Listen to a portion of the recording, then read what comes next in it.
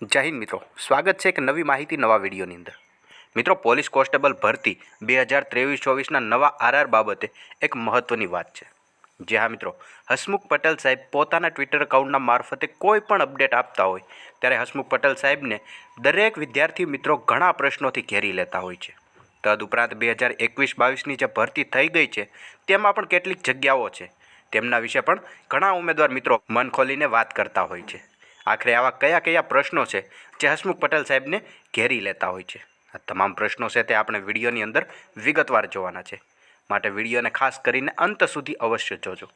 અને હજુ એક વાત, જો હજુ સુધી તમે અમારી ચેનલની અંદર નવા હોય તો ચેનલને સબસ્ક્રાઈબ જરૂરથી કરી લેજો અને બાજુમાં આવેલા બેલ આઇકનને પણ ઓન કરી દેજો, જેથી કરીને તદ્દન નવી માહિતી તમારા સુધી સૌથી પહેલાં પહોંચતી રહે। સૌપ્રથમ મિત્રો વાત કરીએ તો આઈપીએસ હસમુખ પટેલ સાહેબ દ્વારા એક ટ્વિટરના મારફતે ટ્વીટ કરવામાં આવેલી હતી। તો ટ્વીટની અંદર ઉમેદવાર મિત્રો આવા પ્રશ્નો પોતાના રજૂ કરતા હોય છે કે સાહેબ, હવે આવનારી પોલીસ ભરતી માટે પણ સોશિયલ મીડિયા દ્વારા માહિતી આપવામાં આવે કે અત્યારે તૈયારી કરનારા યુવાનો અસમંજસમાં છે કે ભરતી આવશે તો આખરે ક્યારે આવશે? આનો જવાબ આપવા વહેલી તકે યોગ્ય રીતે આપશો એવી આશા રાખે છે। જે આ મિત્રો વાત કરીએ તો ઘણા ઉમેદવાર મિત્રો ઘણા પ્રશ્નો કરતા હોય છે કે આવનારી પોલીસ કોન્સ્ટેબલની નવી ભરતી છે તે ક્યારે જાહેર થશે? ભરતીની વાત તો દૂર રહી, પરંતુ જે નવા રિક્વાયરમેન્ટ રૂલ્સ મતલબ કે જે નવા આરઆર છે તે આરઆર ક્યારે આવશે? કેટલો ટાઈમ લાગશે? ચોક્કસ તારીખ આપો।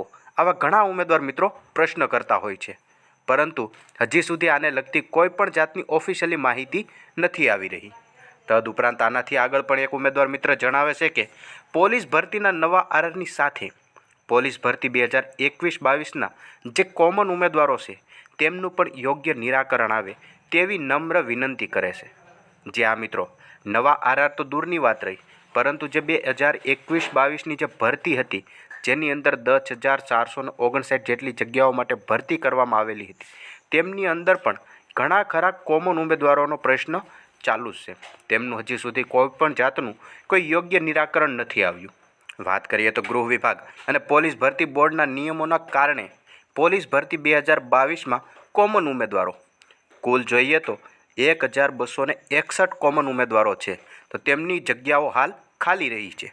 મતલબ કે 1,261 એવા ઉમેદવારો છે કે જે મેરિટમાં આવી ગયેલા છે, 2021-22ની ભરતીના મેરિટમાં આવેલા છે, છતાં પણ તેમનો ચાન્સ નોકરી માટે રહેતો નથી, કારણ કે આ ભરતીની અંદર ગૃહ વિભાગના એવા નિયમો હતા કે આની અંદર કોઈ પણ જાતનું વેઇટિંગ લિસ્ટની જોગવાઈ રહેતી ન હતી। તેના કારણે આ ભરતીની અંદર પણ લાયક ઠેરેલા ઉમેદવાર મિત્રો હોય, તદુપરાંત અન્ય કોઈ ભરતી જેમ કે પીએસઆઈ છે, તલાટી છે, તેની અંદર પણ લાયક ઠરેલા ઉમેદવાર મિત્રો હોય અને પોતાની જગ્યા છોડીને જતા રહ્યા હોય, તો આ જગ્યા છે તે લગભગ 1,261 જેટલી જગ્યાઓ હાલ ખાલી પડેલી છે।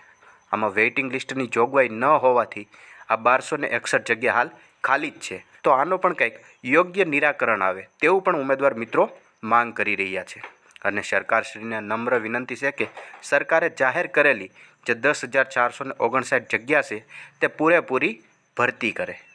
આવા પ્રશ્નો પણ ઉમેદવાર મિત્રો કરી રહ્યા છે।